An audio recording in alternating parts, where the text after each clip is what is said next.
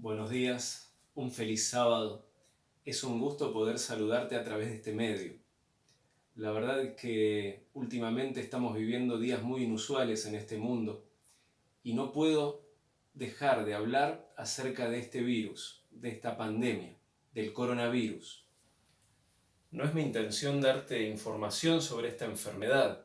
Los medios de comunicación están saturando las mentes con información sobre esto.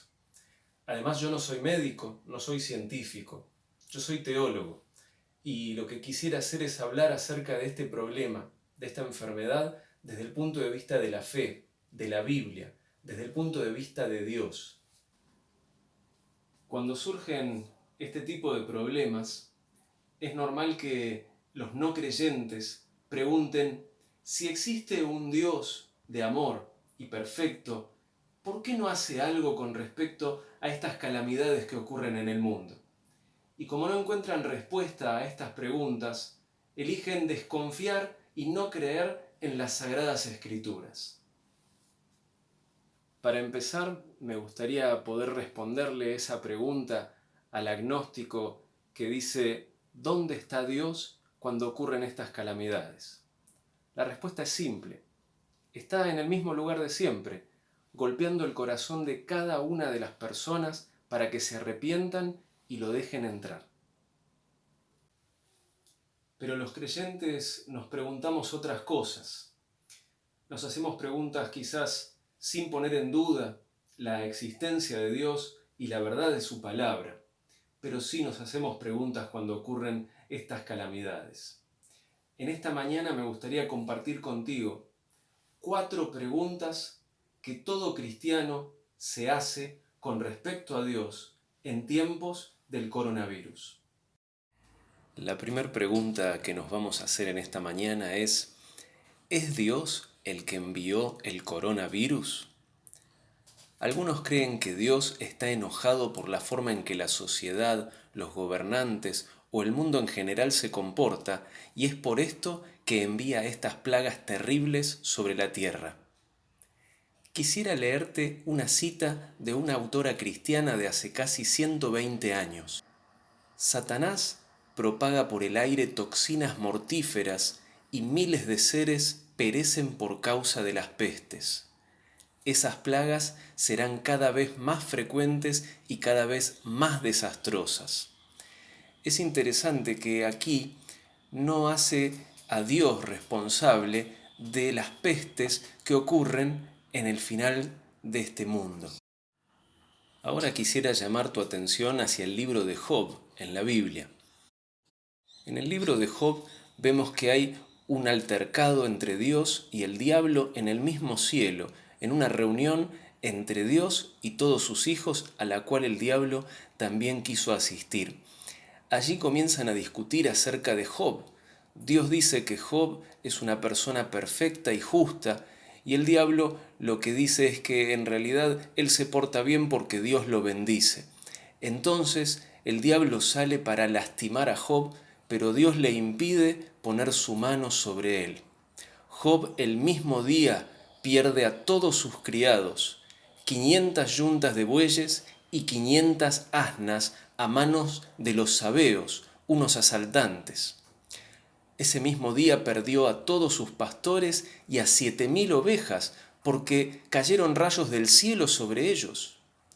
Ese día también perdió a sus siervos y a 3.000 camellos a manos de caldeos, y perdió a sus 10 hijos, porque un viento fuerte derribó la habitación donde estaban.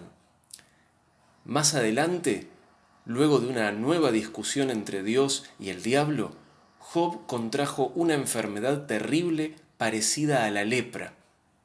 Te pregunto, en el libro de Job, ¿cuál de estas calamidades viene de la mano de Dios?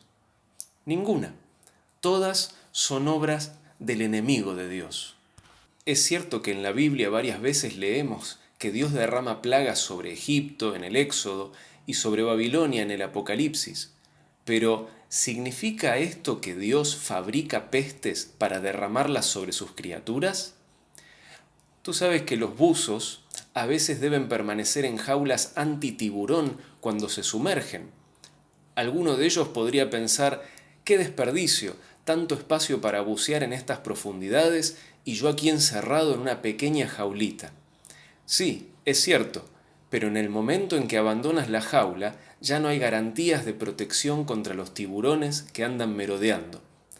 Dios dejó en su palabra las instrucciones para permanecer en su amor y protección. Si no deseamos seguirlas, Él no se hará responsable por lo que nos pase. Le dará permiso al maligno para que pueda llegar a nosotros. Dios no está en el negocio de crear enfermedades. Es el enemigo de Dios quien hace estas cosas. Dios está en el negocio de dar vida, y vida en abundancia. La segunda pregunta que nos vamos a hacer esta mañana ¿es el coronavirus una señal de que Cristo viene pronto? En este caso, lo que se puede recomendar es evitar los extremos. Un extremo sería, al ver las consecuencias de esta terrible enfermedad, exclamar que Cristo viene ya mismo, en estos días, la semana que viene. Ahora, el otro extremo sería decir que el coronavirus no tiene nada que ver con los eventos finales. El Señor Jesucristo, en Mateo 24, explica las señales previas a su segunda venida. Acompáñame a los versículos 7 y 8. Dice allí el Señor Jesús cuando le preguntan acerca de las señales previas a su segunda venida y el fin del mundo. Y Él dice que se levantará nación contra nación y reino contra reino, y habrá pestes y hambres y terremotos en diferentes lugares, y todo esto será principio de dolores. Ahora, en los versículos 7 y 8, el Señor Jesús dice claramente que aparecerán pestes, como el coronavirus, por ejemplo, pero que aún no es el fin, sino que esto será principio de dolores. El surgimiento del coronavirus es parte del cumplimiento de la profecía, no el cumplimiento mismo. Yo creo que Cristo viene pronto, pero no me siento apresurado a ponerle fecha por esta pandemia. La tercera pregunta que nos vamos a hacer hoy ¿es más fuerte el coronavirus que Dios? Me gustaría llamar tu atención a los milagros que Dios hizo mientras caminó con nosotros en esta tierra. Jesús sanó la fiebre que tenía la suegra de Pedro, sanó la sordera y mudez de otro, sanó varios paralíticos, quitó la lepra de algunos, enfermedad considerada incurable y castigo de Dios, sanó la mano seca de un hombre, sanó la hemorragia interna de una mujer. El Señor Jesús sanó la muerte misma, resucitó a la hija de Jairo y a Lázaro, entre otros. Dios es más poderoso que este y que cualquier virus. No tienes nada que temer. Quisiera llamar tu atención acerca de uno de los milagros que hizo nuestro Señor Jesús con un paralítico en particular. Vamos a abrir nuestras Biblias en el Evangelio según San Mateo y el capítulo 9. Voy a leer a partir del versículo 2. Y sucedió que le trajeron un paralítico, tendido sobre una cama, y al ver Jesús la fe de ellos, dijo al paralítico: «Ten ánimo, hijo, tus pecados te son perdonados». Entonces algunos de los escribas decían dentro de sí: «Este blasfema». Y conociendo Jesús los pensamientos de ellos, dijo: «¿Por qué pensáis mal en vuestros corazones? Porque, ¿qué es más fácil decir? ¿Los pecados te son perdonados? ¿O decir, levántate y anda? Pues para que sepáis que el Hijo del Hombre tiene potestad en la tierra para perdonar pecados, dice entonces al paralítico, levántate, toma tu cama y vete a tu casa. Entonces él se levantó y se fue a su casa, y la gente al verlo se maravilló y glorificó a Dios, que había dado tal potestad a los hombres. Ahora fíjate que la palabra de Dios dice que la gente se maravilló no porque Jesús haya perdonado los pecados de este paralítico. La gente se maravilló porque el paralítico volvió a caminar. Ahora yo te pregunto, ¿qué habrán pensado los ángeles que estaban allí, invisibles al ojo del hombre, presenciando esta escena. ¿Qué habrán pensado cuando Jesús le dijo, tus pecados te son perdonados? Yo creo que los ángeles estaban maravillados porque el pecado se puede perdonar. No porque una enfermedad física, una parálisis, pueda ser revertida. Para los ángeles tal vez esto no es maravilloso porque ellos han visto la mano del Creador formando al ser humano. Para ellos no es novedad que el mismo Creador pueda arreglar a la criatura que Él mismo creó, sanar a la criatura que Él mismo creó. Lo maravilloso, el mayor milagro que Dios puede hacer es el perdón de nuestros pecados. La cuarta pregunta que nos vamos a hacer en esta mañana, la cuarta y última pregunta que nos vamos a hacer es, ¿qué está haciendo Dios para luchar contra el coronavirus? Bueno, para eso me gustaría dirigir tu atención a ciertos pasajes de la Escritura. Fíjate lo que dice el libro de Efesios capítulo 4 y el verso 12. Dice el apóstol Pablo, a fin de perfeccionar a los santos para la obra del ministerio, para la edificación del cuerpo de Cristo. Allí Pablo está diciendo claramente que el cuerpo de Cristo es edificado por los santos, por los creyentes. Dice en el mismo libro, un poco más adelante, Efesios capítulo 5, verso 23, dice que Cristo es cabeza de la iglesia, la cual es su cuerpo, y Él es su Salvador. Allí nos está diciendo que Cristo es la cabeza, pero la iglesia es el cuerpo. Por lo tanto, te pregunto, las manos, las piernas, ¿dónde están? ¿En la cabeza o en el cuerpo? Exacto, están en el cuerpo. La iglesia es la que actúa en lugar de Cristo. Dice el mismo apóstol Pablo en 1 Corintios capítulo 12, verso 27. Dice, vosotros, pues, sois el cuerpo de Cristo y miembros cada uno en particular. Entonces, si tú eres el cuerpo de Cristo, bien se podría preguntar en vez de qué está haciendo Dios, podrías preguntarte qué estás haciendo tú para ayudar a la gente que está sufriendo. Por otra parte, ¿qué está haciendo Dios para luchar contra el coronavirus? Dios está haciendo mucho. Dios está trabajando a través de los médicos, enfermeras, policías, gendarmes, científicos, todas las personas que están trabajando, arriesgando su vida, arriesgando su salud y la de su familia para poder traer una solución a este problema. Dios está detrás de cada uno de ellos trabajando a la par. Muy rara vez Dios hace esfuerzos solamente divinos. Todos los esfuerzos de Dios son una colaboración divino-humana. Siempre el Señor utiliza seres humanos, porque el cuerpo de Cristo es su iglesia. Son personas, son seres humanos como tú y como yo.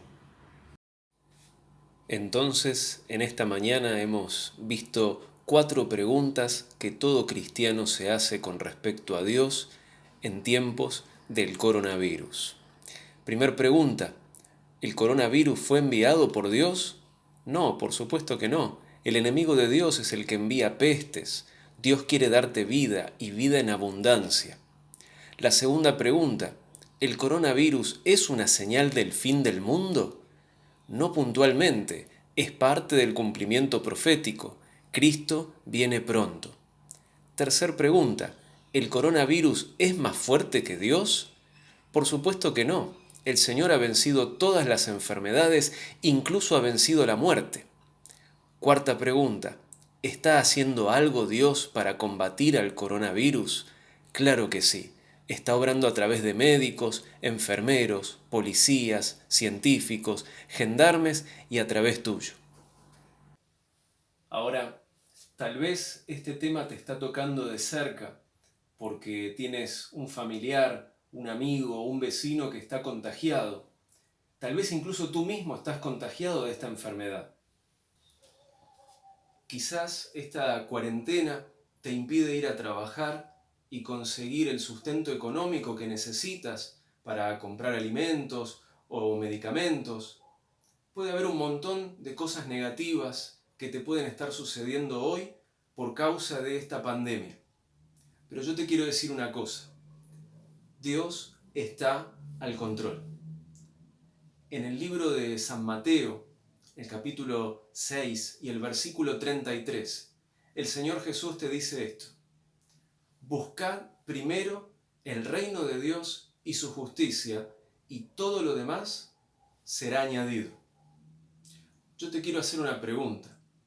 ¿Estás buscando primero a Dios? ¿Estás buscando primero el reino de Dios y su perfecta justicia? ¿O estás preocupado por las cosas materiales? Las cosas que el Señor en su palabra te está prometiendo que Él se va a encargar de darte. Yo quiero orar en esta mañana. Yo quiero orar para que el Señor nos ayude a buscar primero el reino de Dios y su justicia. Si en tu casa tú quieres participar de esta oración, yo te pido que te pongas en pie para que el Señor pueda ver que tú estás interesado en participar de esta petición de ayuda. Vamos a orar. Padre amado, Dios eterno que estás en las alturas de los cielos, santificado sea tu nombre, Señor. Gracias, Padre, porque a pesar de las calamidades que estamos viviendo, sabemos que tú estás obrando a través de la gente, a través de los médicos, de los policías, a través de tus hijos. Gracias, Señor, porque en tu palabra podemos ver que tú no tienes nada que ver con el virus. Tú tienes que ver con la salud, con la vida. Gracias, nuestro Padre, porque sabemos que tú eres más fuerte que cualquier virus, eres más fuerte incluso que la muerte. Señor, gracias porque también podemos ver que estas enfermedades son señales que nos indican que está pronto el regreso de tu amado Hijo, el Señor Jesucristo. Padre, en esta mañana hay gente de pie que necesita sanidad. Hay gente de pie, Señor, que necesita paz. Hay gente que necesita tranquilidad. Hay gente que necesita esperanza. Yo te suplico, mi Señor, que de acuerdo a tu divina voluntad puedas proveer de estas cosas para todos y cada uno de ellos. Te pedimos, Padre, que nos ayudes a pasar este momento complicado de la existencia de este mundo y nos ayudes a tener nuestros corazones llenos de esperanza, de paz y tranquilidad, de que muy pronto, Señor, tú volverás en las nubes de los cielos para venir a buscarnos y sacarnos de este mundo, para llevarnos a un lugar donde ya no habrá enfermedad, ni muerte, ni dolor. En el nombre de Jesús. Amén. Que Dios te bendiga. Un muy feliz sábado. Nos estamos viendo pronto si Dios permite.